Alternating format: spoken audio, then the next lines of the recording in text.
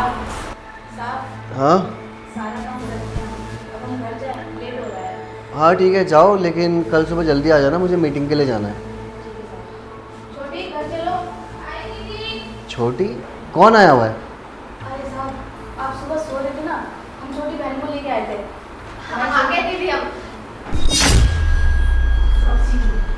ये हमारी छोटी बहन है।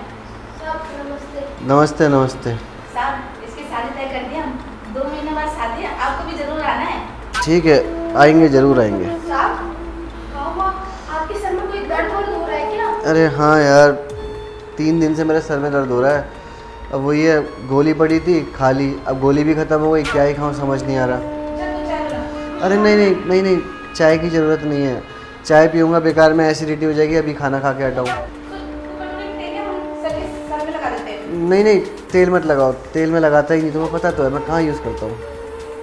गोली ला दे। हाँ। वाले दुकान से। चल। नहीं नहीं नहीं, पास वाले से मत लाना, वो एक्सपायरी दे देता है। अभी मैं परसों लेकर आया तो पत्ता ऐसे का ऐसे ही रखा हुआ है, एक्सपायरी थी। एक काम करो, आगे जो वर्मा जी की दुकान है उससे ले आओ, नुक्कड़ से। ना ना साहब, हम उतने दूर तो नहीं जा पाएंगे। आपको पता ना, वो हमारा बेटा मर्द आ गया होगा और हम नहीं दिखेंगे ना घर पे तो बहुत राड़ा करेगा। अरे तो एक काम करूँगा ना, तुम दवाई लेकर आओ, उसके बाद तुम दोनों को मैं अपनी गाड़ी में छोड़ दूंगा घर पे। क्यों टेंशन ले रही हो? ठीक है दीदी, ये बात भी ठीक है। कुछ आपका ध्यान रख, हम भाग के जाते हैं, भाग के आते हैं। ठीक है ठीक है ठीक है दीदी। अच्छा वैसे क्या नाम है तुम्हारा? साहब हमारा खुशबू है। खुशबू? क्या बात है, बहुत अच्छा नाम है। आ जाओ बैठो। जी साहब। अरे साहब माफ़ कर देना, वो हमें ठीक से साड़ी पहनना आती नहीं है ना, तो इसलिए हमारा पल्लू गिर जाता है बार बार। वो तो ठीक है, लेकिन तुम नीचे क्यों बैठ गई? मैं तुम्हें ऊपर बैठने के लिए कहा था।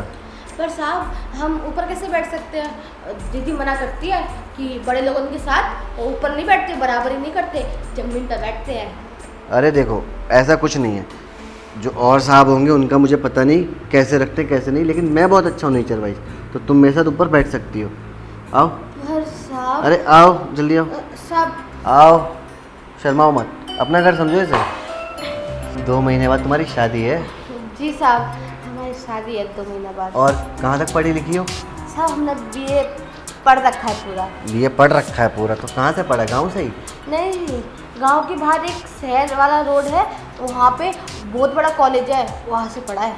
अच्छा सही है, तो फिर तो तुम्हारा बॉयफ्रेंड भी रहा होगा कॉलेज टाइम में। साहब वो क्या होता है? बॉयफ्रेंड, बीएफ, नहीं नहीं लड़का साहब, दोस्त? नहीं नहीं साहब, हमारा तो कोई भी लड़का दोस्त नहीं रहा। हम तो अपने पढ़न से मतलब रखते थे और पढ़ के सीधा घर पहुंच जाते थे। अच्छा चलो सही है, अच्छी बात है कि तुम पढ़ी लिखी इतना आगे बढ़ी, हमारा देश आगे बढ़ रहा है, सही है। लेकिन तुम्हारी शादी हो रही है तो तुमने सोचा दहेज में क्या देना है? साहब दहेज की जरूरत ही नहीं पड़ेगी, हमको हमने अपनी पूरी बातें बता रखी हैं कि हमारी दीदी इतना कमाती है और वो इतना में जितनी उनका बस का होगा उतनी हमारी शादी करेंगे ठीक से। साहब। हाँ अरे कुछ नहीं, वो कुछ चल रहा था तो मैं वही हटा रहा था। हाँ तो दीदी ने बताया कि उनका पैसा इतना आता है महीना का, तो जिस हिसाब से वो करेंगी शादी उनको मंजूर है। लड़का वाला दहेज के खिलाफ है, उन्हें दहेज नहीं चाहिए, उन्हें सिर्फ लड़की चाहिए। चलो ये तो अच्छी बात है भाई कि लड़की चाहिए, दहेज चाहिए ही नहीं, वरना आज के टाइम पे कौन मानता है, सबको दहेज चाहिए होता है। अच्छा ये बताओ, तुम्हारी शादी हो जाएगी, उसके बाद सुहागरात होगी, तो तुम्हें पता है ना सुहागरात में क्या होता है? स्वागत में? हाँ हाँ सर, हमें पता है ना। वो क्या बोलते हैं उसको हाँ। साहब, लड़का और लड़की घूमन जाते हैं, हाँ खाना भी खाते हैं, हाँ और खाना खाने के बाद पिक्चर देखने भी जाते हैं बड़े पर्दा में। और सब और आगे? बस साहब। अरे मेरा कहने का मतलब ये था कि जब दोनों लोग मिलते हैं, सब कुछ कर लेते हैं, तो फिर घर पे आके क्या करते हैं? साहब पता ही नहीं। शिट, यही तो दिक्कत है तुम जैसी लड़कियों की, पता कुछ होता नहीं है, शादी कर लेती हैं। साहब आपके तो सर में दर्द हो रहा था ना। अरे दर्द छोड़ो तुम, मैं बताता हूँ तुम्हें कि क्या होता है सुहागरात वाले दिन। तुम एक काम करो, 5 मिनट के लिए ये मान लो कि मैं तुम्हारा पति। नहीं नहीं सर, हम जा रहे हैं अंदर। अरे सुनो तो सही, अगर अभी मैं तुमको नहीं बताऊंगा ना तो कल को तुम्हें दिक्कत हो जाएगी, तुम्हारी शादी होने के बाद जब तुम अपने पति को खुश नहीं रख पाओगी तो तुम्हारा पति तुमको डाइवोर्स दे देगा और बदनामी तुम्हारी हो जाएगी। तुम चाहती हो ऐसा हो? नहीं हाँ तो साहब। बस मैं जैसा जैसा बोल रहा हूँ वैसा वैसा करती रहना। मान लो 5 मिनट के लिए कि तुम्हारा पति हो। आंखें बंद करो सबसे पहले। क्यों साहब? बंद करो, जो बोल रहा हूँ वो करो। सीखना है नहीं सीखना? बंद करो आंखें। अब जो मैं करूँगा बस उसको महसूस करना बस। पहले ये, फिर ये, और साहब फिर साहब साहब ये क्या कर रहे हैं आप? साहब आप तो हमारे पति भी नहीं हो और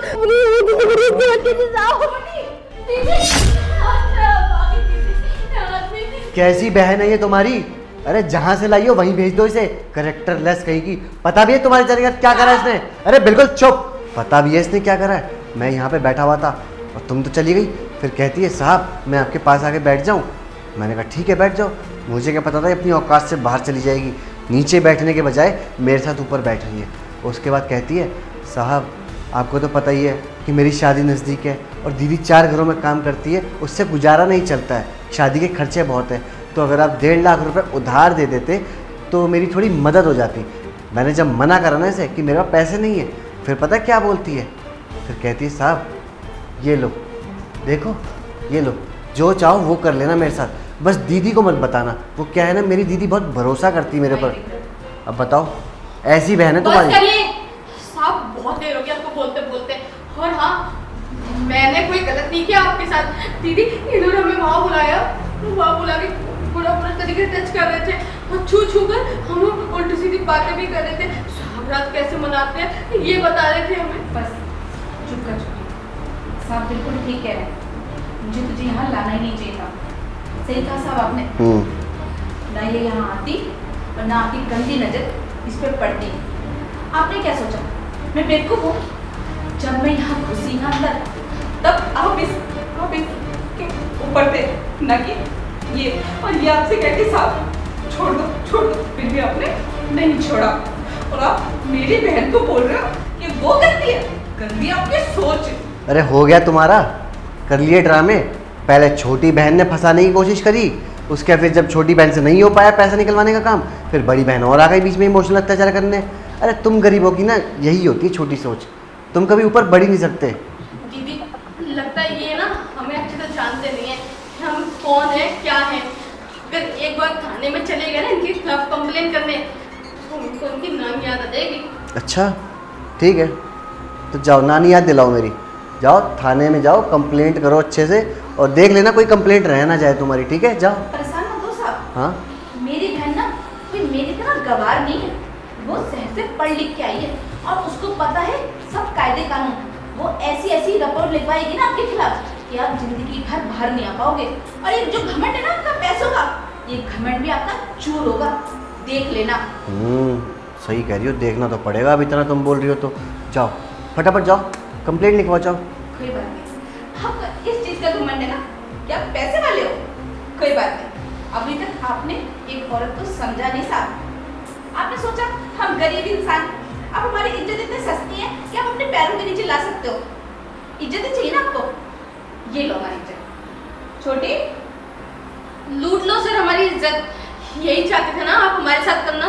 ऐसे ही जाएंगे हम अब थाने और अभी बाहर से मैं अपने ऊपर ईंट भी मारूंगी और मैं बोलूंगी जबरदस्ती हमारे सामने मेरी बहन की इज्जत लूटने की कोशिश करी और जब मैंने इसको बचाया तो सामने मुझे भी नहीं छोड़ा।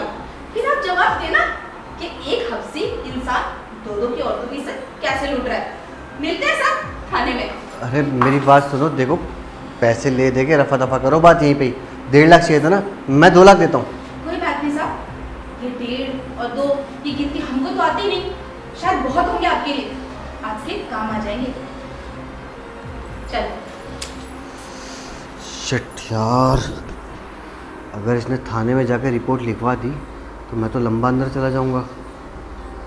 इससे पहले कोई कांड हो, एक काम करता हूँ अपने वकील को सारी बात बता देता हूँ ताकि वो बात संभाल ले पहले ही। मेरा फ़ोन शायद अंदर है।